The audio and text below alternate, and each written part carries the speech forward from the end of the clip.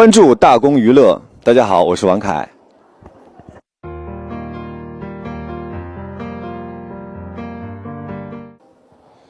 他是一个算是毛主席的左右臂膀吧，然后是有赫赫战功的，然后也是抗大的教官。那其实他是算是一个年轻有为的人了，才20多岁吧，然后头顶无数光环了。然后呢，因为他是想在上前线之前，然后和他一直相好的女孩，然后结婚成家，然后给自己皇家留下一个香火，然后再踏踏实实的去上前线。但是没想到呢，这个女孩就拒绝了。拒绝了之后呢，黄克功可能是因为太年轻了，一时冲动，然后头脑一发热，然后就可能拔枪相向，犯下了弥天大错吧。那么第二个是，我觉得虽然是一个反面教材，但是我觉得对于当下是有警醒和提示，包括教育意义的。所以我觉得这也是作为演员的一部分责任。所以，而且关键是，我觉得这个主旋律还是有别于一般的主旋律。这个人物他还是很刻画内心的一些人性方面的东西的。所以基于这几点，我就接了这个戏。那可能在外形上，导演对我有一些不满意，就是觉得就是用他的话说就是太帅了，说如果是一个太帅的男孩被拒绝的话，感觉不成立这样一个。所以当时他想让我把头发给剪短，剪成那个知青那种短寸，你知道吗？觉得那样就比较硬一些。后来因为我当时北平还没有拍完，所以我说这个发型不能剪，因为后面还没拍完呢。后来导演没办法，就是说那给你做到8吧，就做了一道8。我说行，我说都可以，只要你觉得可以就行。做了8，然后做完8之后，后来好多网友就说：“哇，做了8更 man 了，更帅了。”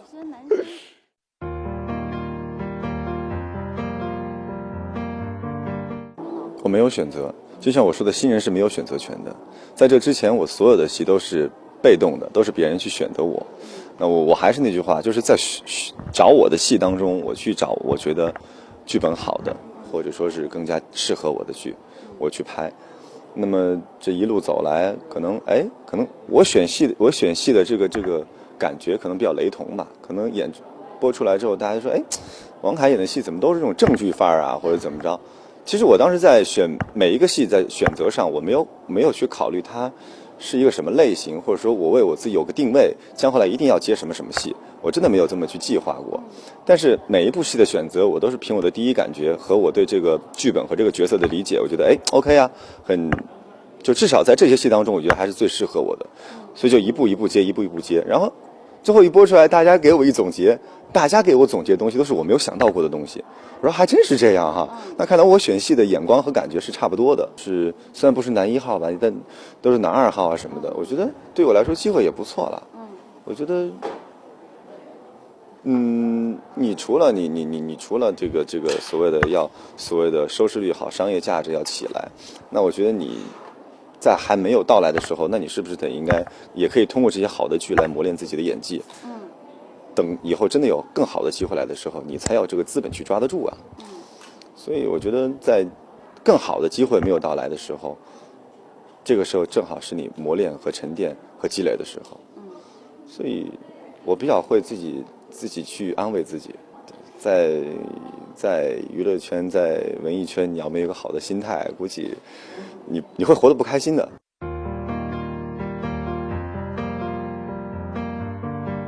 还好啊，我告诉你啊，我北平播之前我是19万，现在也才20万啊，涨了1万多而已啊，算多吗？我当时接这个戏就是觉得这个剧本好，然后这么好的团队，这么好的导演，这么好的编剧，这么多的表演艺术家前辈，我说谁不想来啊？对不对？而且又给了我一个那么重的角色，所以我觉得于情于理于什么都得来。就是这个想法，没有说为了以后播出，然后怎么着，我没考那么多。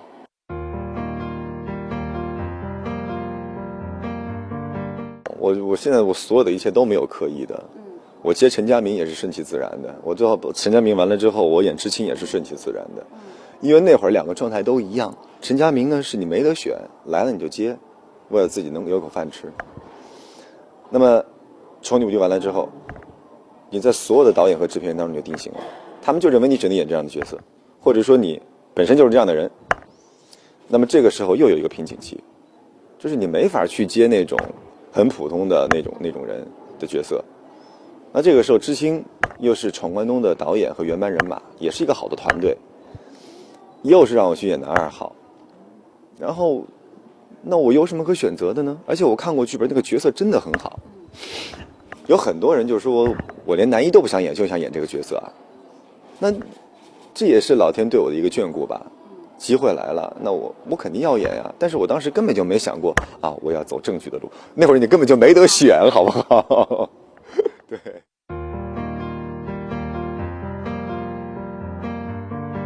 《琅琊榜》呢，是因为这是我们公司自己做的戏啊。第二个是因为之前北平的时候，然后我们公司老板就觉得，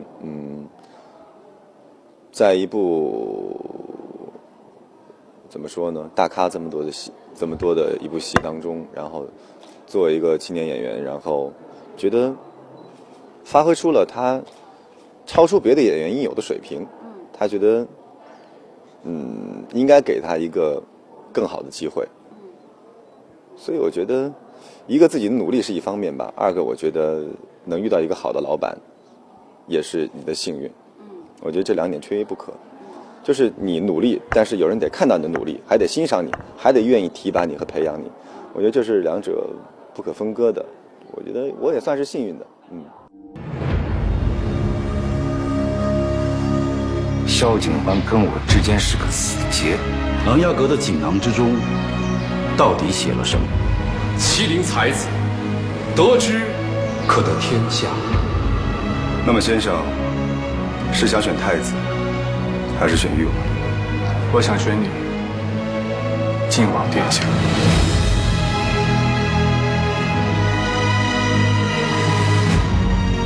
先生的所作所为，已然触及到我的底线。可是我再不相信，真的没有幸存者了。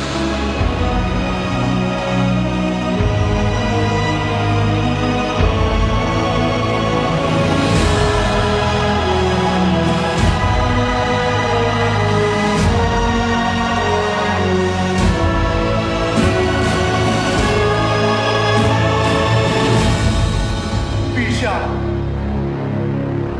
既然我活了下来，就不会白白的活着。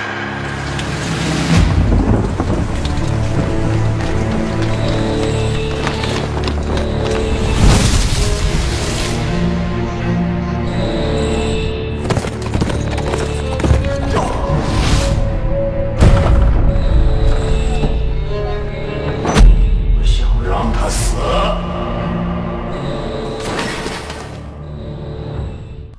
就算小树还能回到这世界，亦不再是当年的小树。就让当年的灵树永远保持大家记忆中的样子，不也挺好吗？或许自始至终，他就是为了这个案子。至于当初投靠谁、辅佐谁，都不过是手段罢了。陛下，你可做杀不可做法啊！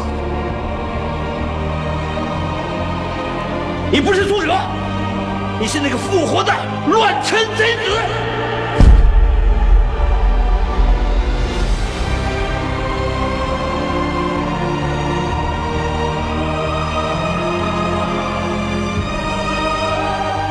人死了就什么都没了，你也算不上赢。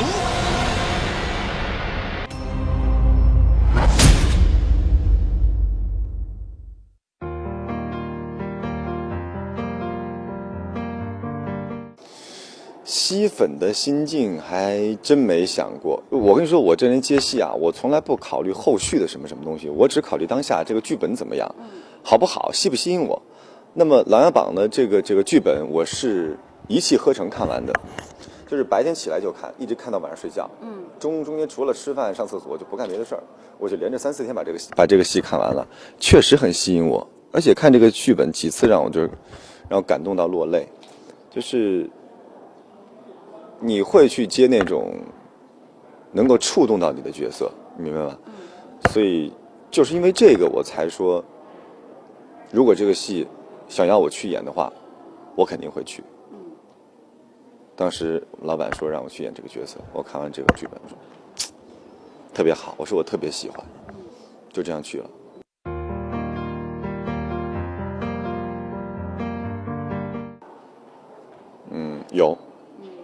有，但是更多的是我觉得我这个感恩、感谢、感动，其实包含了太多东西，就是因为内容太多了，我不知道从何写，我只能写这种最简短的、最简短的。我想说的感恩、感谢是感谢我这出道10年来所有的跟我合作过的人、帮助过我的人，因为你只有一定的量变，才有到一定的质变。那么你能够得奖，那肯定是你在质上有一个变化，然后大家认可了。那这个质变你是离不开这个长时间的积累的量变的，所以这10年来所有的一切对于我来说都得感谢，无论好的还是坏的，好的他鼓励你，坏的他鞭策你，所以我觉得我想表达的意思太宽泛了，所以没有具体的特指某一个人或者某一件事情。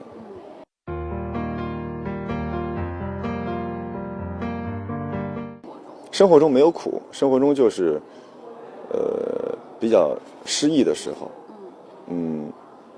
就是有1年没有戏拍嘛，就那会儿你会怀疑自己嘛，你觉得到底是怎么了？到底是我不够优秀，还是说我不太会做人，还是怎么着？就是那会儿你就老是会想，你说我是不够好吗，还是怎么着？为什么我就1年就接不着戏呢？就那会儿你会怀疑自己，然后开始特别失落，特别的就有点放纵自己。就那会儿我从来不玩游戏的人，就那段时间我沉迷于网游，每天就是没有白天没有黑夜的，窗帘拉着，外面白天黑夜也不知道，然后困了我就睡，起来就玩游戏，就可以很长时间不出门，就是有一点忧虑，不算抑郁吧，有点忧虑。那应该是我最难熬的1年。对，那要说拍戏最苦的吧，那就是知青的时候，但是我觉得还好，拍戏的苦都可以接受的，都能接受，就是因为你会想到，就是说这是你的工作，对吧？你觉得你的工作很苦，那你说谁的工作不苦？每个人的工作都会面临到痛苦或者说是辛苦的时候，但是你选择你就得去面对呀。舒服是留给死人的，你想舒服的话，那你就闭眼呗，就你这么想就舒服了。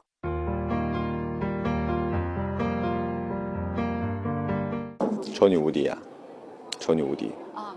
我是07年那会儿嘛，07年是我大学刚刚毕业的那年嘛，然后也是我签的第一个公司，然后后来签了那么好的公司，然后觉得应该会有不错的发展，结果就跟我的想法完全是相反的。然后后来呢，就一个姐姐就告诉我说，现在有这么一个戏，你就去了之后呢，就这么阴错阳差的就演了陈家明这么一个角色，然后其实说实话啊，当时去演那个角色，更大一部分的原因是为了让自己有生活来源、经济收入。其实我现在回头想一想那会儿状态，如果说我那会儿生活上吃穿不愁的话，可能那个角色我就不会去演了。可能就是因为那会儿没有任何的工作，这个时候突然有个工作来了，你就没得挑剔，有工作就接吧。然后我是那种接了不管你怎么着，但是你接了就一定要做好的人，所以没想到播出之后会那么一个效果。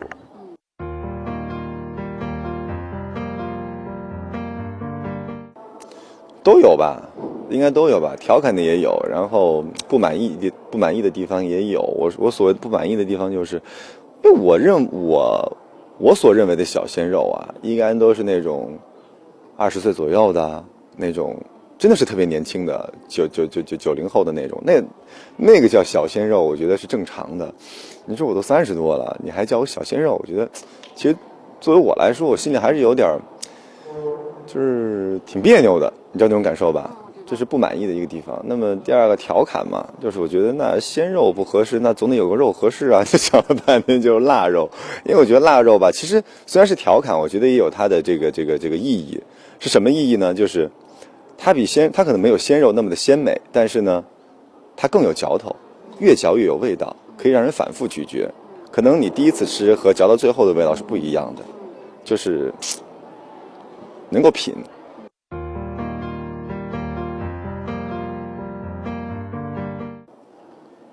如果我说没规划，你是觉得我这个特别随意，就是什么都没有考虑过，什么都没有规划过。我真的是没有规划过，因为我永远知道，就是变化是大于计划的。你现在想的很好，但是你将后来会发生什么，谁也不知道。变化大于计划，所以我不喜欢给自己就是计划太多，然后到时候呢，这个事情的发生没有按你的意愿去发生，你会很失落。那如果你不给自己规划，可能你没有想到的事情它就发生了，这个时候反而给你一个惊喜。那你是愿意选择失落，还是愿意选择惊喜？我想让我更自由，我的生活状态也想自由，我的各个方面的想法我都想自由，不要束缚我。所以你一旦就是给我一个准确的目标或一个数字在那儿，我反而会有压力。你如果没有的话，我反而自己会干得更起劲，你知道吗？所以你要说这个成家呀什么也好，这个什么感情这一块也好，这个我觉得也是随缘分的。你到了突然哪一天你压根就没想过谈恋爱的事，突然哪天你就碰到一个对眼的女孩，那说不准的呀，对不对？那也许你说我想在35岁之前就结婚，那我就是没遇到对的人怎么办呀？所以这个东西还是随缘分比较好一些，不要去勉强。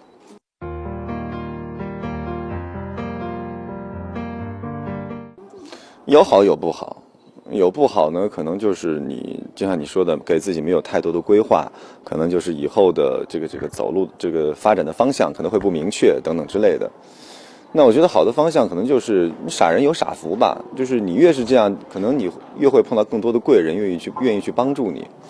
因为我还是始终想保持一颗比较朴素的心，不仅是对于创作也好，还是说对于生活中的我也好，都是一笔财富。就是说你能在这样一个年龄，或者说在这样一个氛围当中工作，你还能保留这样一份心态，是很难能可贵的。我不想让它消失的那么早，所以我尽量去保护好它，然后就是做好该做的事情，然后等这个，我觉得人在做天在看。如果说你尽了你该尽的最大的努力，然后如果还没有达到你所预期的那个想法，那就只能说你命中没有这个东西，那你就不要去强求了。